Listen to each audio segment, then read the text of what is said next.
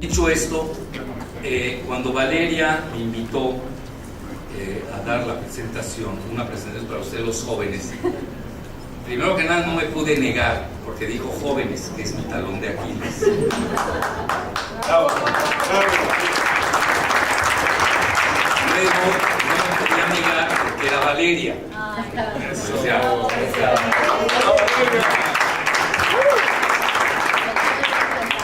con todo y golpe de Estado, que ahorita le estoy propiciando un golpe de Estado. Bueno. Pero ya otro no.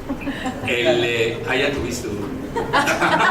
Después hablamos ya. Bueno, lo que ves es que como quería darle el golpe de Estado, resultó que es más leal con ella que con nadie. Entonces le dije, bueno, y ahorita se lo dije, te quise dar golpe de Estado, pero tu amiga te venera, así Sí. que Cassandra, así es, mi amiga por allá.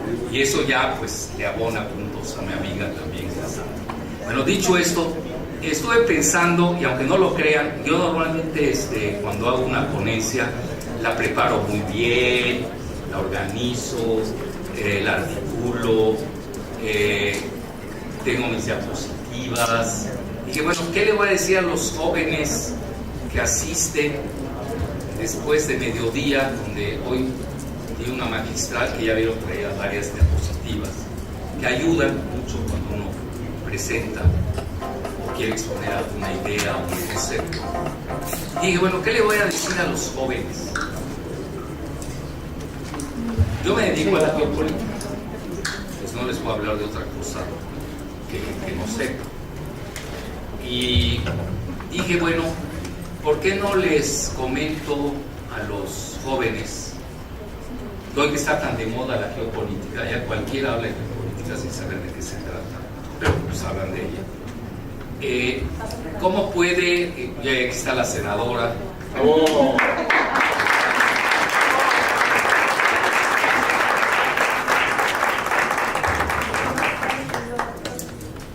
finalista, pero no digo a ella me entiende, finalista, nada más grábenlo ustedes y luego veremos de qué es finalista. Bueno, que hoy se puso candente. Bueno, para que vean que hay lenguajes crípticos muy interesantes. Entonces dije, ¿qué le puedo decir a los jóvenes? Yo imparto la cátedra de geopolítica en la UNAM desde hace posgrado, desde hace más de 20 años. Le ha ido bien ahora. Y esta es una manera, les voy a empezar a dejar secretos, porque vean, los jóvenes, yo fui joven como usted, sigo siendo joven mentalmente. Yo soy un millennial maduro, pero muy duro. Y los jóvenes, lo entiendo, traen mucha prisa. Y el que debería tener prisa soy yo, que ya tengo 74 años, que no ustedes. Pero quieren comerse el mundo muy rápido. Vean, primer consejo, y les doy mi experiencia personal. Se hace camino al andar. Pero tienes que caminar bien y escoger el buen camino. Porque si no tienes el buen camino, te equivocas de camino, cada vez caminas cojeando, pues nunca vas a llegar y te vas a equivocar, en los dos sentidos de la palabra. Entonces vean, se hace carrera cuando uno es disciplinado, cumple, y de repente te das cuenta lo que me pasó este año, y se los digo con humildad, digo, después de, yo no soy geopolitólogo, yo soy un aprendiz autodidacta, realmente yo tengo otras profesiones, pero me he dedicado a la geopolítica porque me ha gustado, aprendo, me he ido acumulando de conocimiento, leo a los mejores autores. Otro consejo, no lean basura. Si lees basura vas a procesar inmundicia. Tienes que leer a los mejores. En cualquier rubro tienen que siempre escoger a los mejores, like me, obviamente. Entonces, ¿qué sucede? Pasan, ¿qué les diré? Entré a la UNAM en el hace 20 años, no, estamos 22, hace 22 años. Se los digo con humildad y rigor, soy el profesor mejor calificado de toda la UNAM. Cuando me ponen 9.7 me deprimo. No es broma. Digo, bueno, algo hice mal. ¿Qué hice? ¿Qué hice mal? Y reviso. Y ya me di cuenta, a los alumnos a veces no les gusta que no les doy por escrito todo el programa. Cuando yo les digo, en el primer día les voy a dar todo el programa, porque pues así está el calendario. Y lo demás ustedes hagan que aprenden y yo hago que los instruyo. Pero realmente en un día les doy lo que piden que estudiemos en 6 meses, que son 3 meses, porque así están hoy las universidades. Entonces de repente pasan los 22 años en una labor continua. ¿Qué quiere decir? Escribo 2 veces a la semana en la jornada, antes escribí en Sputnik, y de repente me encuentro con un ranking de los top 10 de los mejores geopolíticos del mundo. Y resulta que salgo en tercer lugar. Y hasta yo me asusté. No, a ese nivel no me No me deprimió no ver a quienes yo creía que debían estar en la lista y no vinieron. Eso sí me deprimió.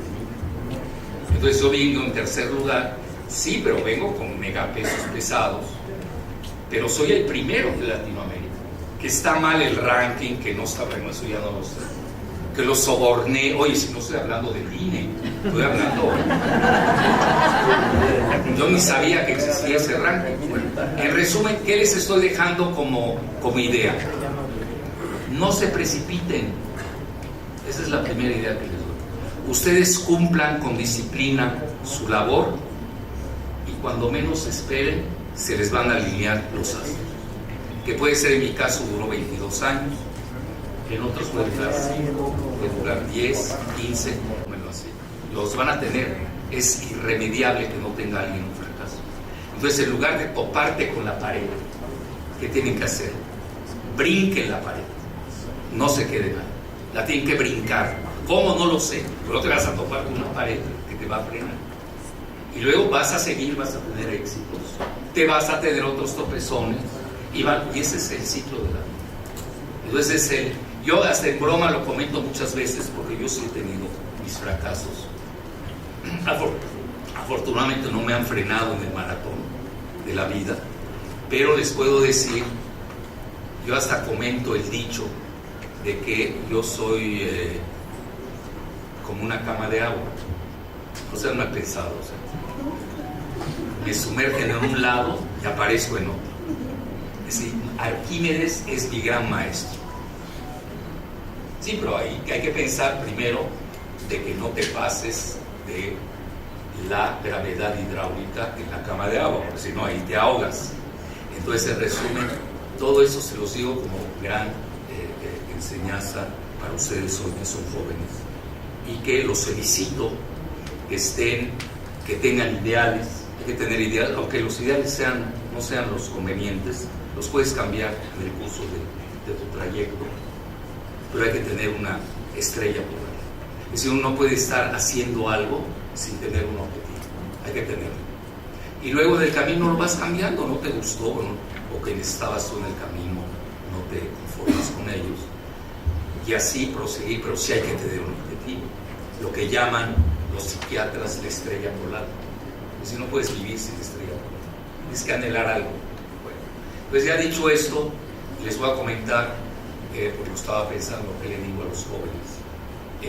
¿Cuál puede ser para ustedes, que veo que les gusta, digo, ya venir esta hora postprandial, con hipoglicemia, a escuchar a Jalife? O sea, o eres masoquista o te gusta mucho la geopolítica, o las dos. Bueno, ya escuchar a Jalife es todo un masoquismo congénito.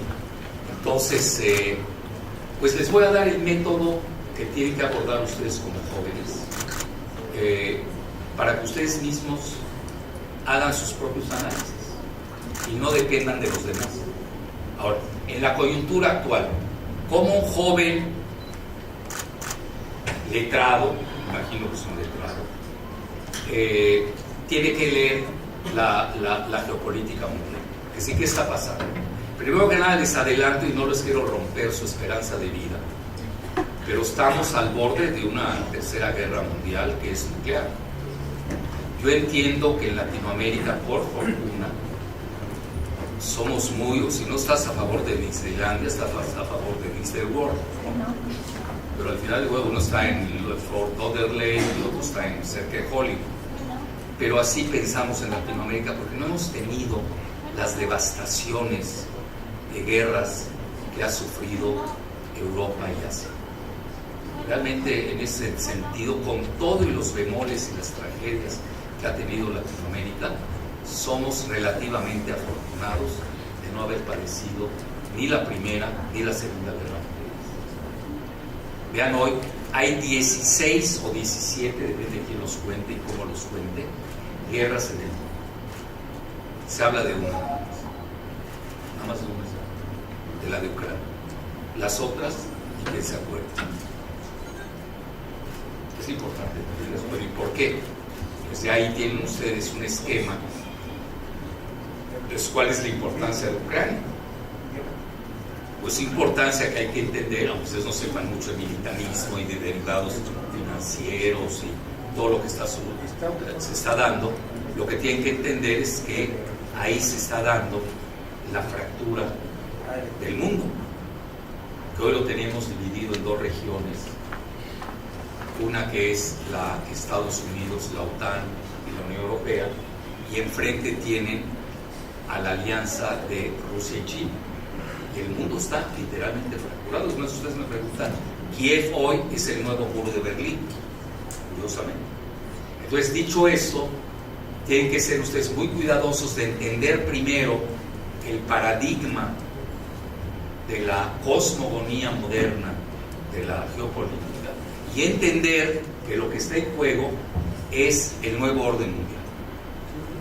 ¿Y en qué consiste el nuevo orden mundial? Bueno, tenemos un viejo orden unipolar que resulta de la debacle de la Unión Soviética y se queda solo Estados Unidos y hacen lo que quieren en el planeta, solos. Eso se le llamó el orden unipolar, hasta que, debido al frenesí especulativo de la banca anglosajona, pues en 2001 sucede los ataques entrecomillados del 11 de septiembre con las Torres Gemelas, que además cobraron doble los seguros, que porque las torres eran gemelas, entonces cobraron doble, no es broma. Se tiene que acostumbrar a todas esas cosas que a veces no viene en la teoría de los libros y de los escritos. Esa es la realidad. A veces choca mucho la realidad con la teoría idílica. Y luego, ¿qué sucede? Bueno, pues ahí cambió el modelo de la globalización. Por ejemplo, imagínense, ¿quién de ustedes es del ITAM? No lo voy a expulsar, nomás lo pregunto, pero ¿quién? Nadie. Veo que ya se salvó. Vean, pobres los del ITAM, imagínense, siguen estudiando un modelo que ya no sirve. Hay que, al revés, yo ahorita procuraría con centros de rehabilitación ideológico, porque pues pobres, los internaron literalmente a ese centro toxicológico del neoliberalismo y ya no sirve el modelo. Ya, bueno, un servidor lo dijo desde 2006, ahí está mi libro. Nada más que, ¿quién lo dijo? Jalife. ¿Quién es Jalife? Pues da clases en el Salón 29, dije 29, no 69, de la UNAM. Imagínense. Bueno, ¿qué dices el 29? Pues está mal, tampoco lo subestimo. Es que no lo conocen el salón, obviamente. No conocen ahí todo lo que tenemos ahí de aditamentos, tenemos buena pantalla, etcétera. Entonces, a lo que voy, pues nadie me hizo caso. Y al año siguiente, Jacques Sapir, que da clases en la Sorbona de París, da clases en Moscú, saca el mismo título que se llama Hacia la desglobalización, sí, pero un año atrasado, frente al emplumado del salón 69, perdón, el 29.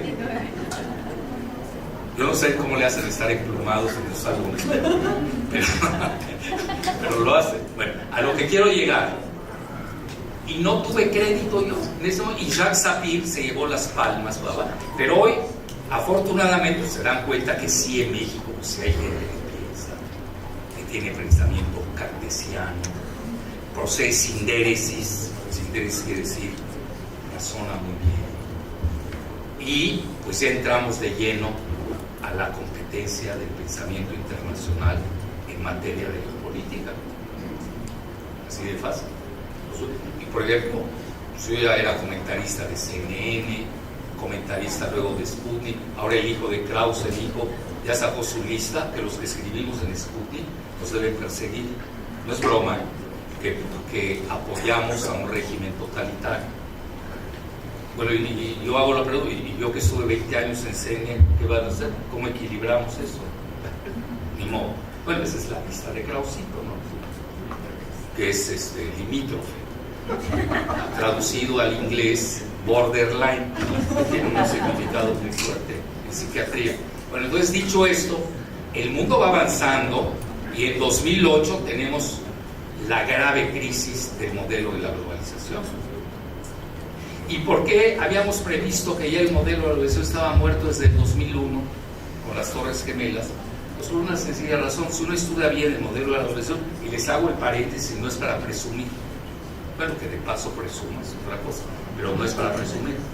A mí me invitó la Universidad Alemana de Treveris a impartir cursos de globalización, y yo en ese momento confieso públicamente mi pecado capital.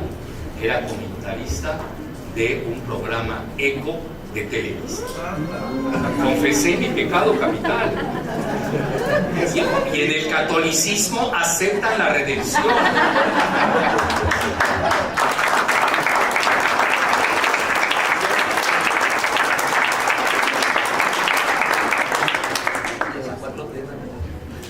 No, en la 4T, ahí la redención la da Andrés, ¿no? Bueno, entonces, que todavía no me ha excomulgado, por cierto. Entonces, en resumen, yo daba clases durante 3 meses fui becado por la Unión Europea, la UNESCO, para dar clases de globalización. Conozco el modelo, lo estudié. Por eso les digo, el estudio es fundamental. Pues si no, van a acabar como a Tolini, ¿no? La tolinización. Charlatán ahí de Cúcuta, que dice que Andrés Manuel es más grande que Cristo. Bueno, nos vemos. Eso no puede ser. Ustedes los jóvenes no pueden admitir ni caer en esos excesos. No, eso ya es exceso de locos. Bueno, entonces el modelo, y yo me acuerdo en Televisa, porque yo era muy crítico del modelo de la globalización, el amigo mío que estaba ahí, no voy a decir nombres porque si no va a estar peor que el sismo de antier. Él dice, puedes hablar de lo que quieras menos de Israel y de la globalización.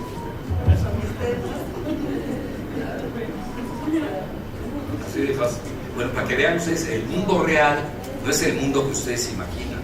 Ya cuando entras al mercado laboral, y yo era ahí, pertenecía al mercado laboral de la información, pues sí te lee la cartilla. Tú aceptas o no aceptas. Y te autocensuras, para no decir te autocastras, que es peor. Entonces, y yo era bien portado, muy disciplinado, aunque sí me ve así bravón y no está. Entonces, ¿qué sucede? En 2008 se cae el modelo cuando viene la quiebra de Lehman Brothers. Entonces ahí los chinos dicen bye bye, ya no creo más en el modelo con Estados Unidos, porque Estados Unidos me está haciendo pagar sus quiebras y yo estoy subsidiando a Estados Unidos, es lo que dijeron los chinos. Y si ustedes me preguntan hoy, y les doy 2 fechas, la guerra de Ucrania no empezó el 24 de febrero. El 24 de febrero se acentúan ya las tendencias que vienen desde el 2007, y de 2001. ¿Qué sucede en 2007? Es el famoso discurso de Vladimir Putin en la conferencia de Múnich sobre seguridad, que se llama en alemán Wehrkunde. Ahí da su famoso speech, y ahí está, léalo. Ahí viene todo lo que está pasando hasta la fecha y lo que va a seguir. 2008 es cuando China dice: ya no sigo en el juego financiero de Estados Unidos, porque lo único que hace es todas sus quiebras me las carga a domicilio. Y ahí se acabó el modelito, y ahí realmente empieza lo que hoy es la fractura del mundo, que sería un regionalismo bipolar entre dos regiones. Ya les dije una: Estados Unidos, OTAN, Unión Europea, China y Rusia. Ahora, me adelanto antes de las preguntas ustedes que se preguntan qué van a hacer. ¿Y dónde está México? We don't play. No pierdan su tiempo. Así va a acabar. Bueno, puede ser iluso. Iba a decir un nombre, pero no, me voy a calmar. De alguien que escuché hace 2 horas y cuarto. No, me calmo. Porque es aldeano, no entiende esas cosas. Entonces, un aldeano ni sabe dónde está la Vía Láctea. Y cree que la láctea es yogur. Entonces, cree que es guía yogur más que láctea. Bueno, ya no acabamos. Entonces, vean, ahí es importante. Les dejo otra lección. Cuando no sepan algo, el silencio es la mejor arma. Y esperen al contrincante, si es que lo tienen, o rival, que suena más bonito, que algún día se va a caer. Pero ustedes no se cayeron porque no participaron en la gresca con su ignorancia. Eso ya es una gran ganancia. Y la otra, si están seguros con su conocimiento, después de haber leído, teniendo bibliografía, datos duros, láncense, defiendan sus ideas. Es lo que yo digo. Ya no cuando tienes los pelos de la burra en la mano, cuando tienes a la burra entera en la mano. Oye, burra me refería al animal. Bueno, entonces hay que tener mucho cuidado. Eso también es muy importante, saber cuándo tienen que ser ustedes estratégicos. No puede caer a locas, opinar de todo a todo el tiempo. Tienen que saber administrarse. Administrar el conocimiento. A veces hay que hablar poco, es mejor que hablar mucho. Entonces, hasta ahí les dejo más o menos el panorama de la guerra de Ucrania, que realmente empieza en 2007 y 2008. Estaba cantada y, como diría de la Biblia, estaba escrita. Y en segundo término, hay que tener metodología. Hay que tener método. Yo el método que propongo, que a mí me ha dado excelentes resultados, a tal grado que dice, no es que Jalife le atinó, no es cierto, yo no le atino. Esto no es Tim Marín de doping, güey. Eso yo lo hacía porque tenía 3 años. A esas alturas, usted 34, después de haber leído tanto, seguir con el Tim Marín de doping, güey, no puedes hacerlo. Tienes que tener método. Entonces yo sí tengo método, tengo que reconocer. No lo he llevado a registro de autor, ni tengo copyright, porque tampoco me interesa, pero todo el mundo sabe que sí tengo método, y es lo que les voy a proponer. No necesariamente lo tienen que seguir, pero pruébenlo. Ya aquí ya la señorita ya está con mi método, antes de empezar. Entonces, el primer dato, sean dialécticos. Hoy, como está conformado el mundo, está bien, escucha Televisa si eres masoquista. Es decir, no se asusten que alguien escuche Televisa. Al revés, qué bueno, otro menos.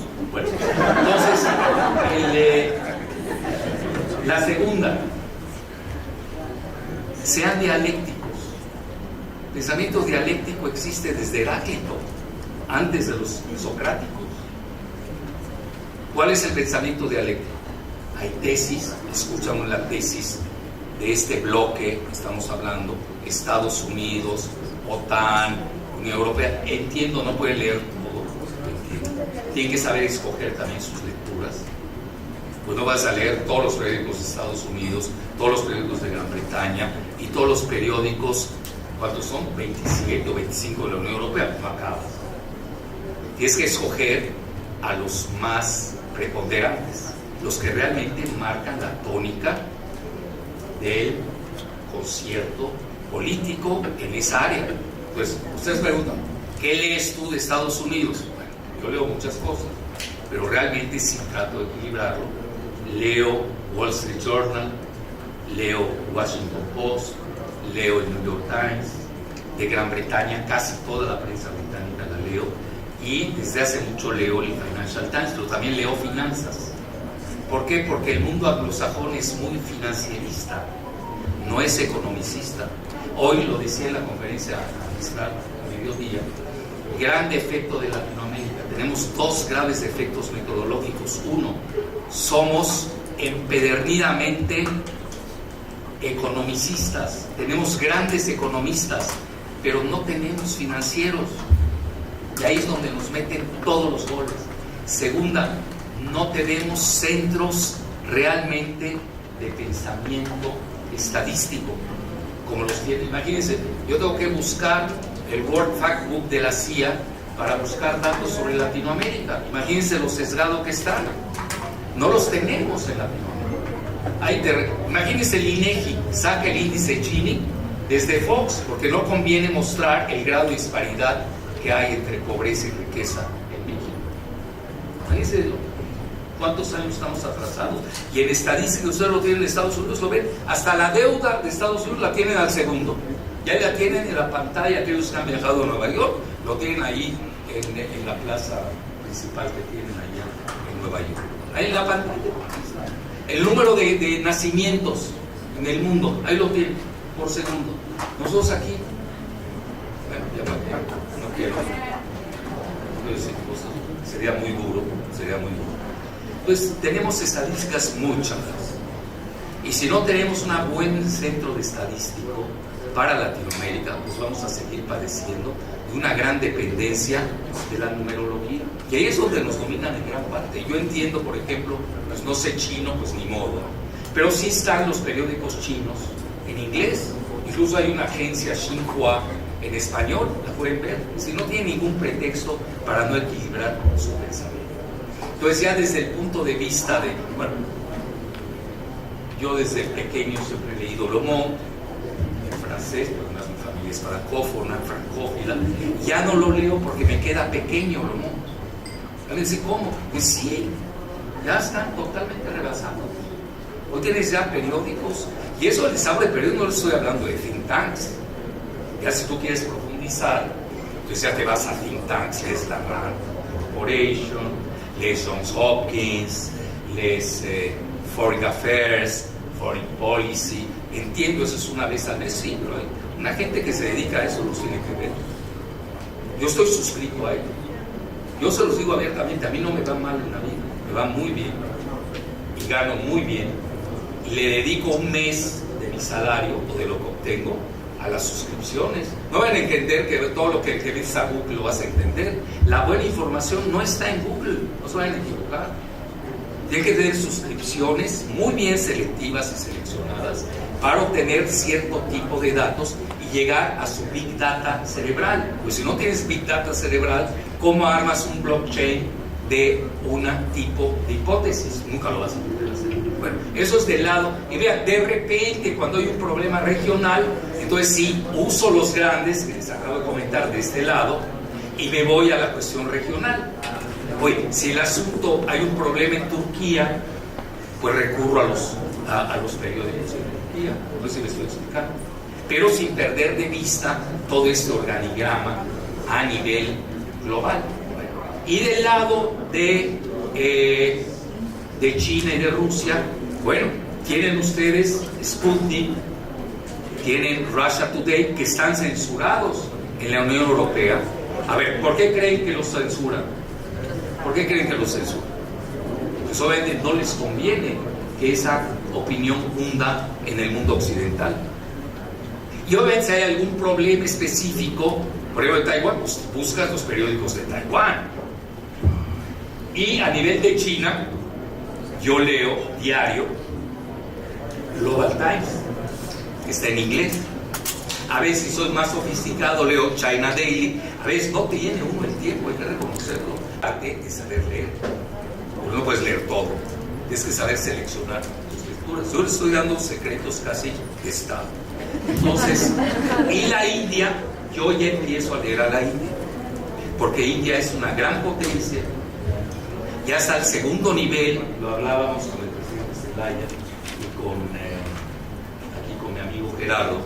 Lo estábamos hablando, ¿te acuerdas, no? De cómo hay que, te caigan mal o bien. Aquí no estamos hablando de, oye, tú no lees por placer, yo estoy leyendo poesía, yo estoy leyendo canciones, estás leyendo los puntos de vista de los bloques o de los intereses a quienes corresponde la opinión que tienes que tenerla. Entonces ya que vas a la antítesis, es decir, la opinión diferente, y ya tú creas tu propia síntesis. Ustedes mismos pueden crear su propia, al final, su propio epílogo. Entonces es lo primero que les daría como pensamiento. Casi les estoy pasando secretos de una profesión.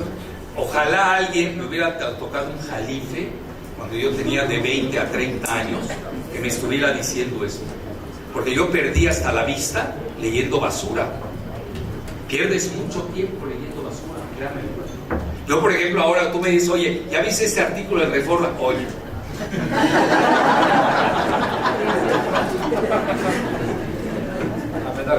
Ya tengo 74 años. No puedes llegar a mi edad a leer basura. Ahora, ¿te gusta la basura? Pues sígueme, ponte de pepenador, pero no eres geopolítico. Una puede ser pepenador, otra puede ser geopolítico. Son dos cosas diferentes.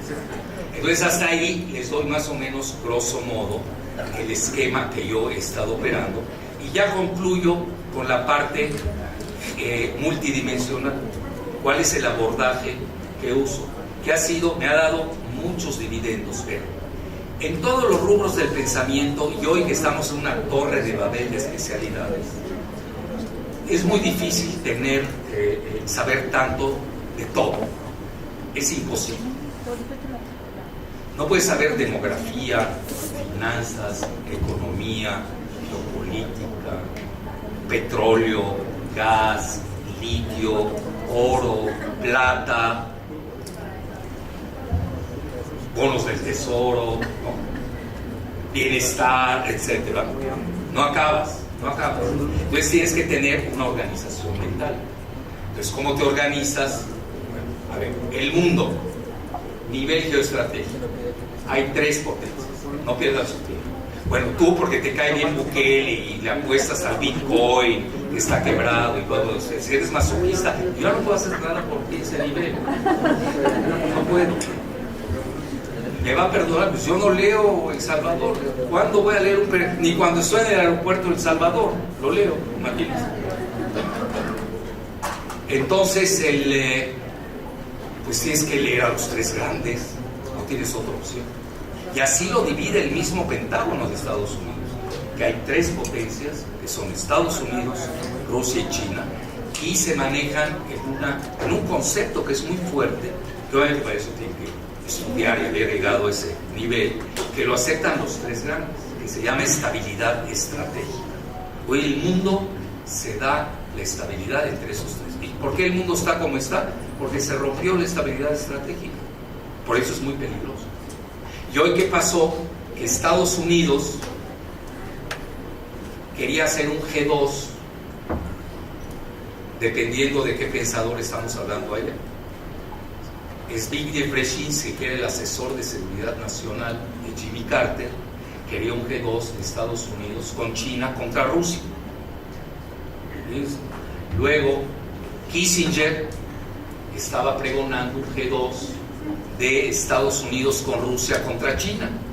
Recuerden ustedes que en la década de los 70, cuando visita Nixon en 71 a China y la sacan de la órbita de la Unión Soviética, ahí se creó un G2 de facto, pero contra la URSS. Interesante. Y tenemos la voltereta hoy de Kissinger, que pregonaba, obviamente ya no le hicieron caso más con la guerra en Ucrania, de un G2 de Estados Unidos aliado con Rusia contra China. ¿Y sabe qué resultó? Sí resultó un G2, pero de China y Rusia contra Estados Unidos.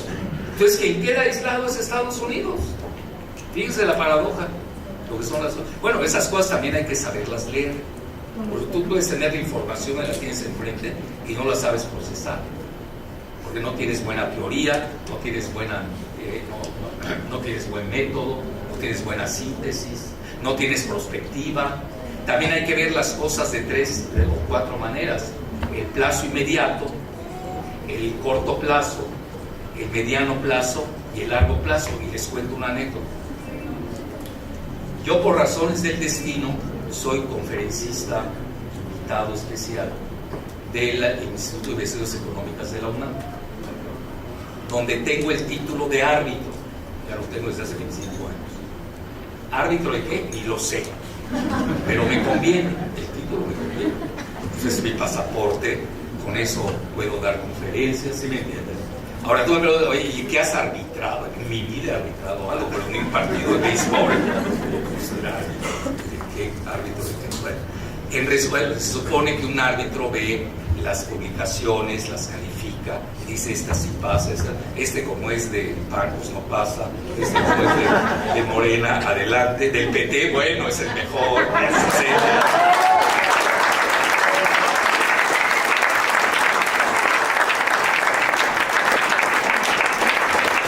Cuentas, somos de la naturaleza humana, es decir, tenemos nuestros sentimientos, eso es implícito en nosotros. Entonces hay que tener muy bien esa diacronía longitudinal de todos los plazos. Entonces, en una ocasión, yo soy travieso, tengo que reconocer, creo que ya lo notaron, y si no, lo pueden notar más adelante. Invité a Giovanni Arrighi, que es un extraordinario economista, fue, paz descanse, que era el segundo de la escuela de Immanuel Wallerstein. Vean, les estoy citando a los mejores, ¿eh? No les voy a citar a Sergio Sarmiento, que dice que el Che Guevara no era médico. Lo hicimos papilla con datos duros. Le sacamos pues era para pisotearlo, literalmente. Le sacamos el diploma de médico del Che en Argentina. Hablé yo con el hermano del Che en Argentina y lo vapuleamos. Así es como se ganan las batallas. A un mentiroso le tienes que demostrar las mentiras. Entonces, citas a grandes. Entonces, Immanuel Wallerstein, en el mundo de la sociología, tiene un interesante abordaje. A mí no me llena del todo, soy sincero. Pero vean, como todo el mundo habla de ello, es como el dilema del prisionero, ¿no? Si no sabes qué es el dilema del prisionero, pues no sabes sociología. Bueno, está bien. O sea, aprendemos el dilema del prisionero y luego a ver, que alguien levante la mano, ¿quién sabe qué es el dilema del prisionero? Bueno, ya estudié sociología. Bueno, en resumen, si hay cosas que hay que saber que son del pensamiento universal. Entonces, Immanuel Wallerstein maneja una cuestión del sistema mundo que es muy interesante. En el centro, así como el Sol y los satélites que están alrededor, hay los países que gobiernan. En la época de él gobernaba el G7, están los 7 países industrializados. Luego viene la semiperiferia, vienen los otros países, pues tipo México, Turquía, Irán. Ahí andan dando vueltas, no sabes si se caen, ¿no? Se van a la periferia de lleno el resto de África, Latinoamérica, o realmente ingresan ya al G7, que realmente sí ingresaron porque muchos de ellos ya forman parte del G20. Hoy, si Wallerstein hiciera de nueva cuenta su sistema mundo, Wallerstein se escribe W-A-L-E-R-S-T-I-N, pondría al G20, porque el G7 periclitó, así para acabar con. Entonces ahí sí está México, nos gusta o no, dando tumbos, pero ahí estamos. México, les digo, todavía no nacía la mayor parte de ustedes. Yo cuando regresé a México en la década de los 70, viví mucho tiempo en el extranjero, México era de los 7 países más industrializados del planeta. ¿Qué le hicieron al país? ¿Qué le hicieron? Lo han despedazado, estamos en el lugar 15. Ustedes, que no es mucho del 7 al 15, es todo un mundo. En la época de los 70, México tenía la capacidad de hacer hasta una bomba nuclear, con eso les digo todo. Y México ha ido cayendo, y no tiene hasta dónde, hasta cuándo, desgraciadamente. ¿Por qué? Pues tenemos un grave defecto que yo lo he dicho, por fortuna Andrés no se ha molestado conmigo todavía. Que yo hablo, yo no estoy en la 4T, y eso que yo soy cofundador de Morena, y el segundo más aplaudido, que creo que ahí hay desgracia. Pues sí, obvio, sí, obvio. Entonces, y ahí me llevo con él en lo que llaman en inglés un roller coaster. Dicho en japonés, una montaña rusa, con altas y bajas. ¿No? Es que si digo montaña rusa, y si no, no los despierto. Bueno, entonces necesitamos la 5T.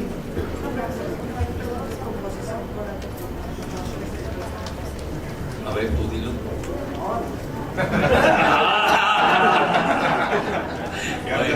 Síndrome de Estocolmo. ¿Ya hablamos del síndrome de Estocolmo? ¿Sí o no? Sí.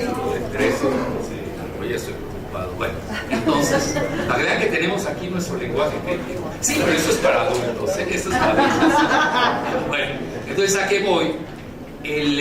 La 5T, nos falta la T de tecnología. Es decir, si no tenemos tecnología, olvídense, con todo y el bienestar y los ninis y los matraqueros de una de las corcholatas, por eso no llegas a la esquina. Vean, Sudcorea, siempre doy el ejemplo, porque me tocó vivir. Sudcorea mide más o menos lo de Chiapas, 100,000 kilómetros cuadrados. ¿Qué pasó? Nada. No, perdón. Y espantar, cabrón. No es que creía que venía por la 4T. Y yo ya soy la 5T. Bueno, pero no por T de Tabasco, que puede ser. No, por la T de tecnología. Entonces, Sudcorea le dedicó todo a la educación.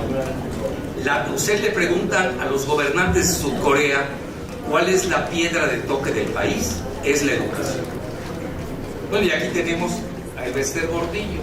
¿Cómo vas a avanzar? Entonces,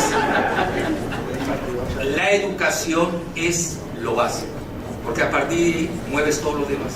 Investigación, desarrollo, tecnología. Y vean hoy Sudcorea tiene la segunda empresa de chips del mundo. Hoy estamos en una guerra de chips. La primera la tiene Taiwán, 60%, y en segundo lugar viene Sudcorea con Samsung. Y China viene hasta el tercer lugar. Pero China hábilmente tiene dos características, ¿no? Eso también hay que saberlo leer. Uno se mete a leer chips, ya perdió China. Se lo dan a uno en Televisa y dice, ya perdió China, y 8 columnas. Tipo lo que hicieron con Margolis, ya saben, todo lo de Netflix, y el operativo del pobre Vallarta y Florence Cassés, montajes. Nada más que no hacen los buenos montajes, hacen otro tipo de montajes, por desgracia. Entonces, en resumen, esa es la que hace China, ha distribuido su supply chain, no tengo que apantallar que es inglés, entonces, su cadena de abasto, y lo tiene distribuido en varios países, de los 10 países del bloque asiático, que se llama el ASEAN, y le ha ido muy bien, por eso no le ha pegado mucho, mientras que Estados Unidos sí tiene problemas. O sea, si hay una guerra entre China y Taiwán, se acabó Estados Unidos y todo lo que tiene que ver con los chinos. Lo están pensando en México, que ahora ya tienen su terminal, le llaman nearshoring. Ya saben que había offshore, que estaba lejos de la costa, ahora hay inshore, que es adentro, y el nearshore, que es México. Entonces aquí supuestamente van a querer invertir 52,000 millones de dólares precisamente para suplir esa dependencia que tiene con Taiwán. Pero China iba a la otra parte cuando uno sí sabe leer qué son los chips. Taiwán no ha ido a la Luna, no ha ido al lado oscuro de la Luna, no ha viajado a Marte. Los únicos que han alunizado en la parte oscura de la Luna son los chinos, que es mucho más difícil desde el punto de vista tecnológico que ir a la parte visible de la Luna, que ha hecho Estados Unidos y Rusia. ¿Y esto cómo lo haces? Pues con chips. Es decir, hay chips comerciales y hay chips militares. Ya esa diferenciación, Bueno, ¿quién la puede hacer? Pues alguien que leyó geopolítica, que sabe de ciencia, que sabe que ya leyó todo lo de chips y no se mete como el Borras a agarrar 8 columnas para ganar ahí las columnas del día. Tienes que saber diferenciar eso. Entonces ahí tienen ustedes, y regreso a lo de Manuel Valles. Entonces doy un servidor, doy una conferencia magistral, asistió Giovanni Arrighi, que tiene magníficos libros, los que les gusta la economía lo pueden buscar. Él daba clases en la Johns Hopkins, fue alumno de Wallerstein, y yo solía invitarlo una vez al año al Instituto de Ciencias Económicas. Tenía esa mano ancha de poder invitar a personas, como ahora, aquí mi amigo Oscar ya me prometió, espero aquí con testigos que me cumplan. Pero recuérdame. Ahí va. Ya me había prometido traer a Tomás Piketty. Sí, ya habíamos quedado. Que es el que mejor maneja la desigualdad en el mundo. Tiene un libro maravilloso al respecto. Y ahora que voy a París, voy a estar ahí, voy a tratar de contactarlo y lo vamos a traer. Cuenta con él. Pero compete Edomex o Nos compete invita, nos invita. compete Coahuila. El que sea, nada que más nos que llegue. inviten. Bueno, lo vamos a traer. Espero que no se le haya subido y quiera cobrar una fortuna. Entonces, ¿sabes qué? Quédate con el próximo premio Nobel de Economía que te van a dar y traigo a tu alumna, que va a ser más simpática. Entonces, ha de ser buena tesista. Bueno, entonces en resumen, saco una diapositiva, pero vista, vean, esa misma diapositiva y usen el zoom del tiempo. Usan Alemania. Ven el PIB de Alemania, Primera Guerra Mundial, se desplomó. Segunda Guerra Mundial, se vuelve a desplomar. Pasa el intervalo y cuando yo lo invité, estaba dando la conferencia, Alemania llega a la 4ª potencia mundial. ¿Qué significa? Depende cómo hayas usado tu Zoom. Entonces, agarra y hace un comentario muy inteligente, que es de esas personas que han leído demasiado y se nota en una sola frase, y me comenta, siendo él, yo lo había invitado, pero él ya había dado su conferencia, viendo esa diapositiva con 3 tiempos, me dice, oye, y me lo digo, volvía muy cariñoso, me dijo, doctor Calife, me dice, entonces Alemania no perdió 2 guerras mundiales. Se me hizo genial esa frase. Tú que eres economista, ¿me entiendes más? Es decir, sí perdiste las 2 en ese momento, pero no perdiste tu sistema educativo, no perdiste tu tecnología, no perdiste tus universidades, no perdiste a tu gente, a tus cerebros. No sé si me estoy explicando. Eso es perder una guerra. Y nosotros la hemos perdido sin haberla iniciado. Ahí me quedo. Entonces,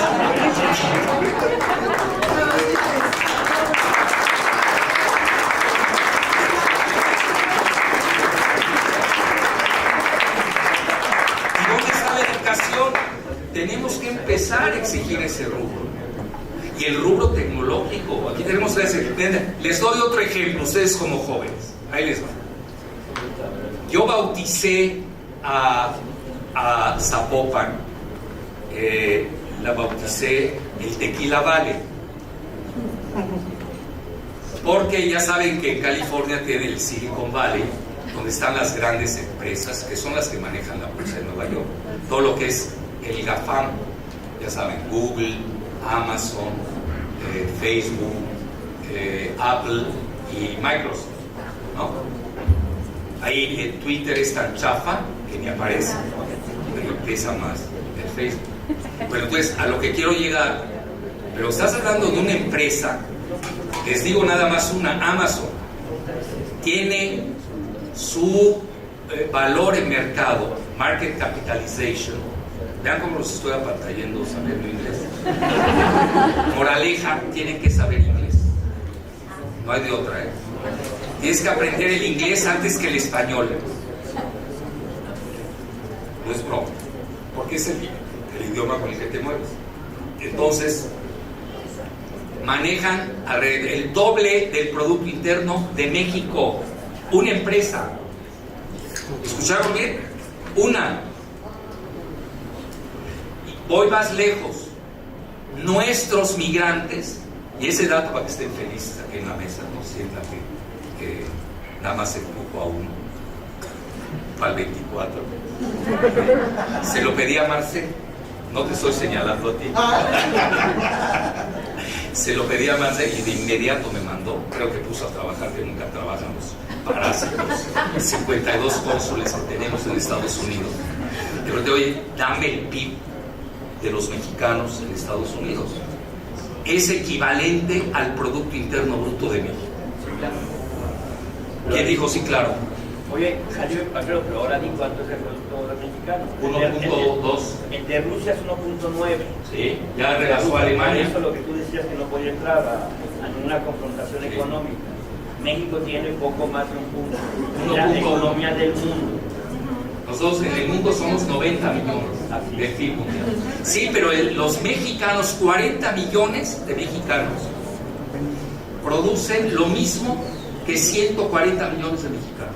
Bueno, es entendible, no se depriman ni se sientan mal. No, pues están en la economía. Así es, están en el centro mundo de más valores. allá que acá. El centro escolar. Ya se abrió el debate. Mándeme. Ya se abrió el debate. También. A él le gusta más que a mí.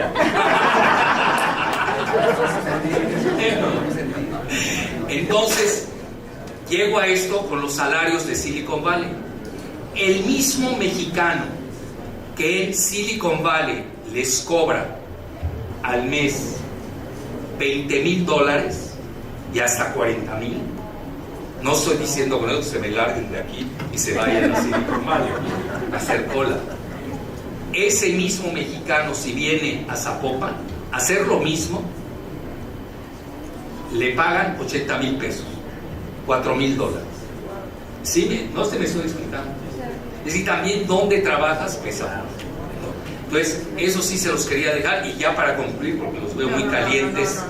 Es que los veo muy calientes. Fríos no los veo. Bueno, sigo con la cuestión. No, pero a mí me fascinó. Imagínense para mí el aprendizaje hace 15 años. Yo apenas estaba ingresando a ese mundo de estos grandes pensadores. Que me dice, con una lectura, y me dice que nunca se me va a olvidar. ¿Cuál de las anécdotas están impactadas más? Esta atención a la luz. Dice, entonces no perdieron la guerra, ni la primera ni la segunda guerra mundial.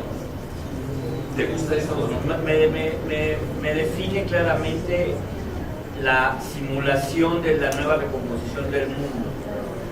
La recomposición del mundo no es militar, no es territorial solamente, es multidimensional y economía.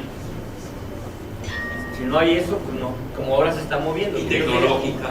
Yo sería lo que le pediría a Alfredo que dijera es en qué, si me dice que no es adivino, que lo vengo diciendo hace días. Si me dice que no es adivino, no es cierto. Bueno, así no es adivino, pero usa métodos. Usas un método científico de análisis que te permite saber cuál es el futuro en diversos escenarios. Prospectivista y tendencia. ¿Cuál va a ser la nueva recomposición económica una vez que termine la guerra de Rusia con Ucrania, una vez que pasen las elecciones de Estados Unidos, una vez que se gane Brasil con Lula? No, espérate, cabrón. Está bien, pues ya con esos tres. Somos cuates. nos apreciamos. Pero vas a traer más que qué.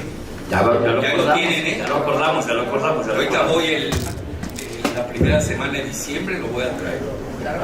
Bueno, entonces en resumen, el otro abordaje, bueno, no, te contesto rápido. China, en primer lugar, y se va a disparar. Bueno, China entra fuerte, pues ya desde el 25, en el 30 se desprende literalmente. Traen el modelo de la autarquía, que es la autosuficiencia en todo, y ya no lo van a poder alcanzar, se les va. Europa se viene abajo, es la gran perdedora. Es la gran perdedora de la Unión Europea. ¿Cómo colocamos a América Latina para que no sean perdedores y puedan ser ganadores? Con el vencedor. Vale. Vean que es útil soy. La respuesta es China. Bueno, pero no está tan fácil. Díselo a Gerardo. Ya lo discutimos, ¿no?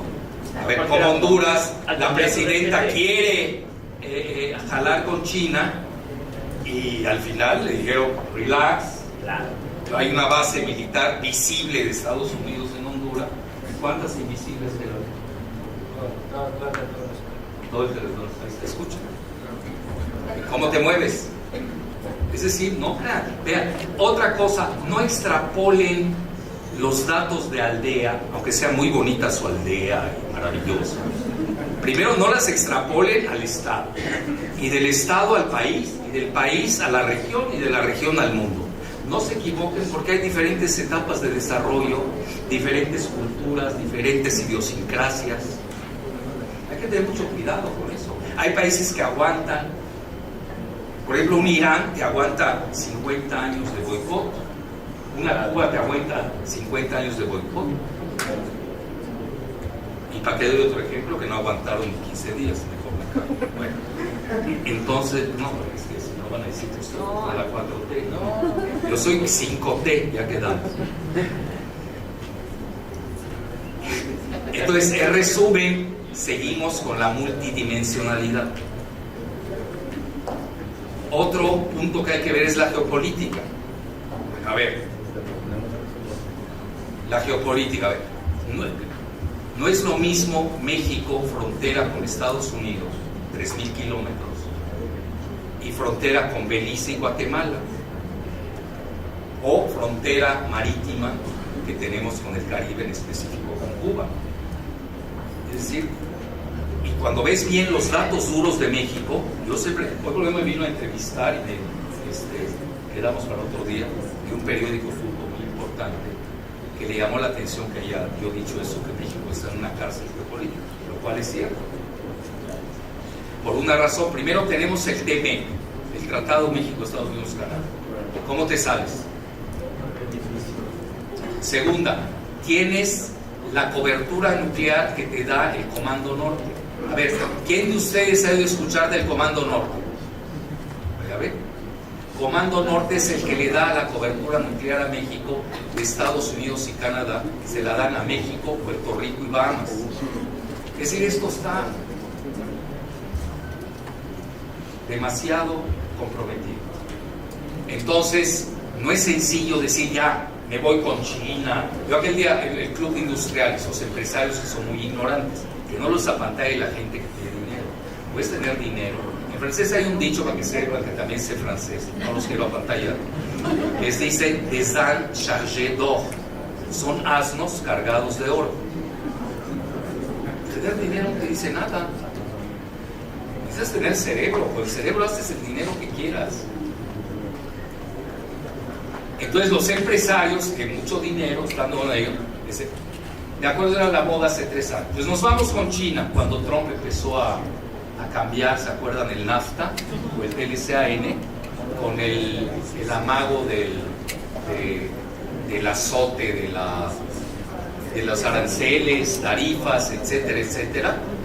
Y los empresarios mexicanos pues no saben, son muy, pues como las ratas, ¿no? Son de reflejos condicionados, no usan más que el tercer cerebro, que es el reptilio, no llegan al cerebro superior.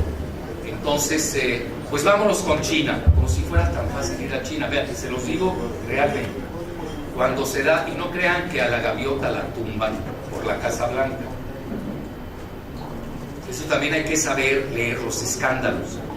¿Por qué sale ese escándalo en ese momento? A ver, ¿quién tomó el dron de la Casa de la Gaviota? Ya le estaban echando la culpa a Marcelo, de nueva cuenta. Bueno, lo que pasa es que Marcelo trae drones. Los usa, trae drones y los usa. Bueno, entonces, pero no era para tomar la Casa Blanca. No, es un operativo de los servicios de inteligencia de Estados Unidos. Y había que pegarle, porque ya habían comprometido a hacer un tren bala de México a Querétaro, el tren chino, el tren bala. Y su servidor, yo soy una pulga, pero pulga atómica, me fueron a entrevistar los chinos, además los tengo en la misma acera de mi casa, así que no hay problema. Además tenemos un subterráneo, así que no hay problema entre ellos y yo. Y me preguntan del tren bala, les dije no va. El Jalife está loco. ¿Pero por qué estoy loco? No va. Me dice, bueno, ¿y cuál es la razón? Pues no va, pues tú estás viendo costo-beneficio, es un análisis muy vulgar. Yo estoy hablando de geopolítica, son dos cosas diferentes. Costo-beneficio, sí, pues es más barato el tren bala que el de Siemens, el alemán, más barato que el de Bombardier de Canadá. ¿Y eso qué? ¿A poco los gringos te van a permitir un tren bala de México a Querétaro, chino, cuando ellos no tienen ni ningún tren, se les está cayendo el Amtrak? Les dije, no va por geopolítica. Dijeron, salieron de la entrevista, lo bueno es que está grabada, lo hizo la principal televisora china, y luego que no fue, se acordaron de mí y sacaron el programa. Ahí lo tenían, pues bueno. Y ahí subieron mis bonos con ellos. ¿Pero por qué? Porque pensé geopolíticamente, no pensé como Oxxo. Oxxo tiene que hacer costo-beneficio. Yo no pienso en costo. A veces te cuesta más caro con tal de ganar. Es todo lo es otro pensamiento que no tiene nada que ver con la cuestión mercantilista. Es seguridad nacional, es posicionamiento, etcétera, etcétera. Eso es para que les estoy dando ejemplos también muy tangibles de cómo se maneja esto. Entonces, ahí viene la cuestión geopolítica. Yo no veo, el mismo Andrés Manuel, hasta yo hice un artículo que le gustó, por cierto, me dijeron que le gustó, que hablé la nueva doctrina Monroe-Macuspana. Sí, sí le gustó. Porque él dijo que había que hacer en el continente americano, extender el TME, el Tratado México, Estados Unidos, Canadá, para todo el continente, para frenar a China. ¿Por qué? Porque China ya se comió a Sudamérica. Tú lo sabes, ¿sí? Y está a punto de comerse a Centroamérica. A ver, el mismo caso del tren México-Querétaro, que es una inversión china, es el mismo caso, para que ustedes no se confundan, de los movimientos sociales que generaron en Nicaragua. En Nicaragua, ustedes recuerden que dentro de Nicaragua hay una gran laguna que se llama Managua. Es como una dona, y lo que los chinos pretendían hacer es otro canal de Panamá, para competir, y por eso le hicieron movimientos sociales a Daniel Ortega.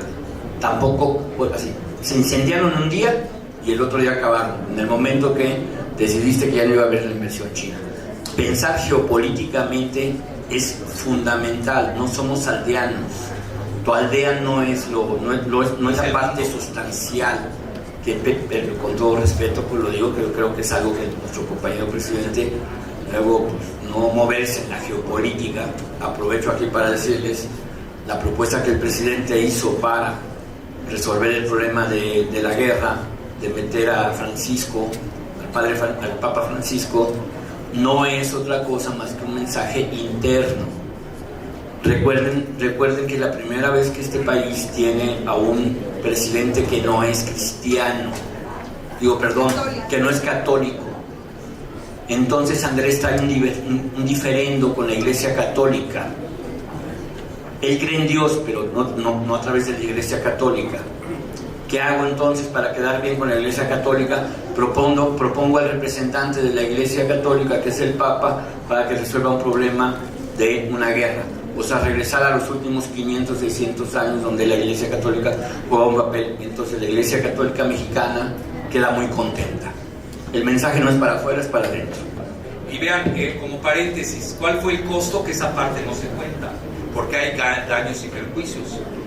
Si sabes que tenemos que pagar $500 millones. Tenemos una multa de $500 millones por no construir el tren chino. Oye, pues hay estudios de factibilidad, todo lo que eso te cuesta. Bueno, entonces ahí me sigo la parte geopolítica, luego la geoeconomía. Nos guste o no, ya hasta el mismo Andrés, a mí igual que yo, somos de la UNAM. Los socios, ustedes ven el logo de la UNAM, va desde el Río Bravo hasta la Antártida. A lo que voy. Y siempre el grupo del ITAM, que son los globalistas, neoliberales, neocoloniales, manejaron el concepto de Norteamérica. No es un lenguaje común y banal. Otra moraleja que les dejo: busquen bien el significado de los términos, porque a veces los usamos y no sabemos ni qué. Vean, a mí cuando me tocó, que ahí sí era mi época de la cima con C, con Andrés, estaba en la oposición, pues fui a defender, fue uno de los que fuimos a defender el petróleo al Senado. Y lo primero que hice, porque todos los que querían entregar el petróleo mexicano del PAN y del PRI, se basaron en que la modernidad era entregarlo. Bueno, entonces, ¿qué hago yo? Lo primero, bueno, quiero saber qué quiere decir de modernidad. No es lo mismo la modernidad de Mario Fabio Beltrones, como él la define, que la de la modernidad que estoy leyendo en la Enciclopedia Británica o en la RAE. ¿Y saben qué quiere decir modernidad? La moda, lo que está en boga, esa es la modernidad. Y agarro y me pongo a ver qué estaba pasando en el mundo con el petróleo, y un artículo del portavoz del modelo del neoliberalismo globalista neocolonial, que es el Financial Times, donde saca que el mundo estaba yendo a la estatización del petróleo, no a la liberalización. Y ahí les tumbé su principal argumento. Claro, que valió sorbete, porque además por el mayoriteo en la Cámara de Diputados y en el Congreso, pues obviamente pasó. Y hicieron la famosa reforma energética. Entonces, ya casi para concluir, es también importante conocer el significado de las palabras, pues si uno se pone a hablar y ahí lo tumban a quien sea, al más pintado. Oye, no sabes ni usar el lenguaje. Ustedes saben qué feo se siente eso. Feo, ¿verdad? Le tumbas todo su argumento. Entonces ahí tienen otra, la cuestión demográfica, otro dato que tienen que estudiar en el método multidimensional. Y ahí, ¿por qué es tan importante? Vean, que parte del problema que tenemos con Estados Unidos es lo siguiente. Hoy los mexicanos representamos el 65% de los latinos. Y si ustedes ven el crecimiento demográfico de los mexicanos, es mucho mayor que el de los latinos no mexicanos. ¿Qué quiere decir eso? Ustedes revisan bien las curvas demográficas de Estados Unidos, los mexicanos centennials, están acá, en 5 o 10 años se van en forma exponencial a crecer, se van a disparar. Ya de hecho ya estás haciendo perspectiva. Pues en el momento que tú estás viendo el crecimiento de tu población, su promedio de edad, por ejemplo nosotros, ustedes, ¿por qué pesan tanto ustedes? Yo, por ejemplo, soy de la tercera edad, pero con tendencia a la primera. Como que no quiero, no acepto mi decadencia. Bueno, entonces, somos el 1%, el 1%. No somos nadie. El promedio de edad de los mexicanos para que salgan felices es de 29 años. Aquel día lo revisé con Gerardo. Aplaudan, siéntanse bien.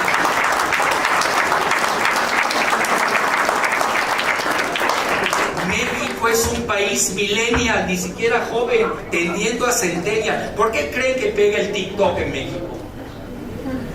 El TikTok aniquiló a Televisa, lo cual es maravilloso.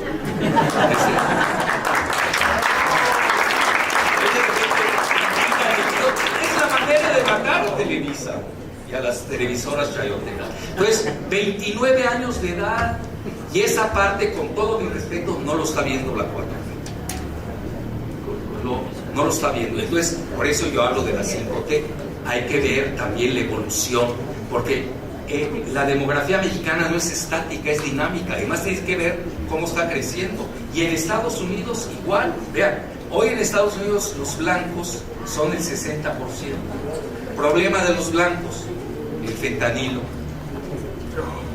Ya se habla de una guerra del fentanilo que China está haciendo con los cárteles en México contra Estados Unidos. Sí, pero es lo que yo llamo la nueva guerra del opio, pero en reversa. Porque la guerra del opio se la propinó Estados Unidos y Gran Bretaña a China en el 1860 y 70, por ahí más o menos las fechas, y acabaron con China. La acabaron.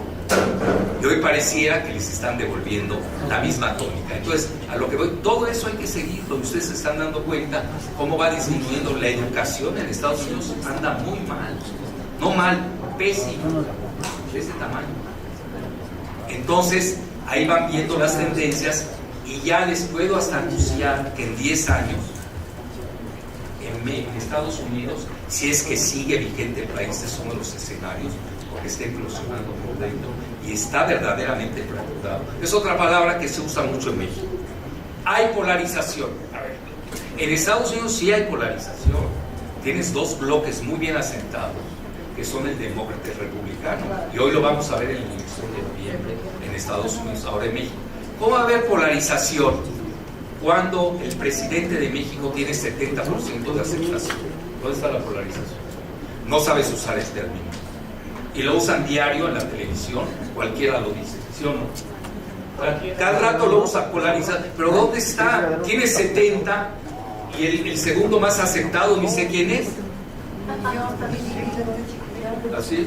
Entonces, ¿sabes? Y a nivel de partidos, Morena anda en 35 de aceptación, y le cito nada más a dos, tiene respectivamente el doble del PAN y del PRI. ¿Dónde está la polarización? Que alguien me la platique. No sabemos usar los términos, y los locutores en México son los más ignorantes. Yo, por ejemplo, en clase, cuando me dicen, es que lo dijo López Dóriga. No. López Dóriga no tiene licenciatura y no se llama así. Velandia es producto de un óvulo callejero en Madrid. No es broma, ya se lo he sacado. Y se puso López Dóriga para lucirse aristócrata, porque le falta esa parte. Nosotros aquí todos los conocemos, y más a mi edad, ¿no? Además, yo lo conozco y tenemos la misma edad, eso es lo peor. Licenciatura. Sí, nosotros 5º año de primaria. Ahora, no es broma, no tenemos ese colchón que tienen la mayor parte de los países, que tienen estudios técnicos, de licenciatura, que te da el amortiguamiento entre los que no están ilustrados o no tienen buenos estudios, y en México hay una élite, créanmelo, de primer nivel, a nivel mundial. Sí, pero ¿cuántos son? El 1%. Eso también afecta mucho la cohesión de un país. Bueno, ya casi para terminar, les dejo esta parte de la demografía. Ya se van a acostumbrar a que en los próximos 6 o 10 años, el próximo presidente de Estados Unidos, si es que sigue vigente Estados Unidos, sea mexicano. ¿Por qué? Por la gran demografía. Vean cómo pesa la cuestión demográfica. Y obviamente las finanzas, pues también tienes que ver, hoy, ¿qué finanzas hay fuertes en el mundo? El dólar. 65% del intercambio mundial es dólar. ¿Qué le seguía? El euro, que lo van a tumbar. Hoy parte de la guerra de Ucrania es tumbar al euro. Y también están viendo, contesta la pregunta, están viendo la evolución, como ya hay trueques entre el rublo, que le vende gas a Turquía, le pagan en liras turcas, le vende gas a China, le pagan en yuanes chinos, le vende gas a India, le pagan en rupias, y ya están buscando un nuevo sistema más allá del SWIFT, ya saben, SWIFT, que es el sistema de pago global, que tiene que pasar por Delaware, por Estados Unidos, de ese tamaño. Entonces, en resumen, todo eso hay que tomarlo en consideración. ¿Qué monedas fuertes ven? Ya ahí les paso un dato duro, donde China lleva la ventaja. Que están confundiendo, por ejemplo, ustedes leen columnas, cryptocurrencies, criptodivisas, y confunden el Bitcoin, que es de especulación, que se maneja en la Deep Web, ¿cómo se llama Deep Web? Perdón, es que es rápido eso. ¿Cómo se llama? Red profunda, en la red profunda, que ahí entra todo, narcotráfico, trata, lo que se imagina, y pagos precisamente por Bitcoin, que se ha desplomado, valía 50,000 a principios de años, hoy están de 20,000, y se va que vuela a 10,000. Aquellos que tengan Bitcoin, así que vayan cambiando. Entonces, a lo que quiero ya, bueno, el pobre Bukele va a quebrar a su país, les está pagando con Bitcoin a los trabajadores. Hazlo con el dinero de tu mamá, pero no de los trabajadores, no, que le heredan, a eso me refiero. Entonces, no de los trabajadores, como metes a un estado a la deriva. Cuando bajo el agua también trae fuego con China. Bueno, aquí de ellos saben mejor que Entonces, a lo que quiero llegar, no confundir con las cryptocurrencies o las divisas digitales de los bancos centrales, es otra cosa. Porque el Bitcoin, lo que se parece, tipo Ethereum, no tiene regulación, y a poco sí va a aceptar Estados Unidos, Gran Bretaña, China, que un narcotraficante se vuelve el dueño del mundo. Eso no existe, eso es para... Pero hay gente joven que le han entrado, yo he tenido alumnos, bueno, yo hasta prohibido tengo hablar de Bitcoin en el salón de clases. No haces nada, es imposible tocar ese tema. Entonces, ¿a qué quiero llegar?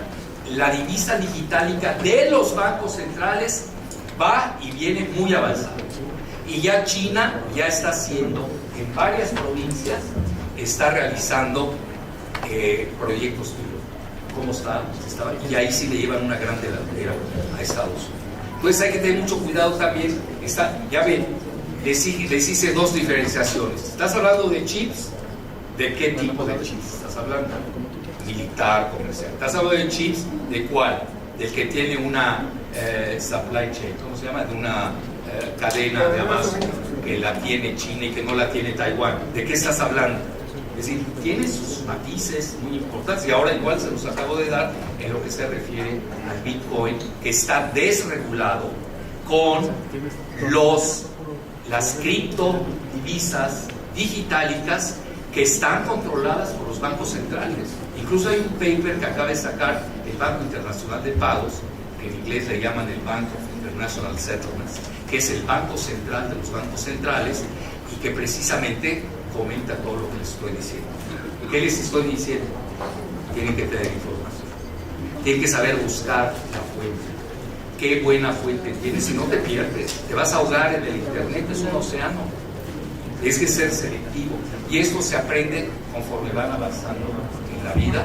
Y ya cierro con la frase del inicio: se hace camino al andar, sí, si sabes andar, si no estás viciado y si no te equivocas de camino. Muchas gracias.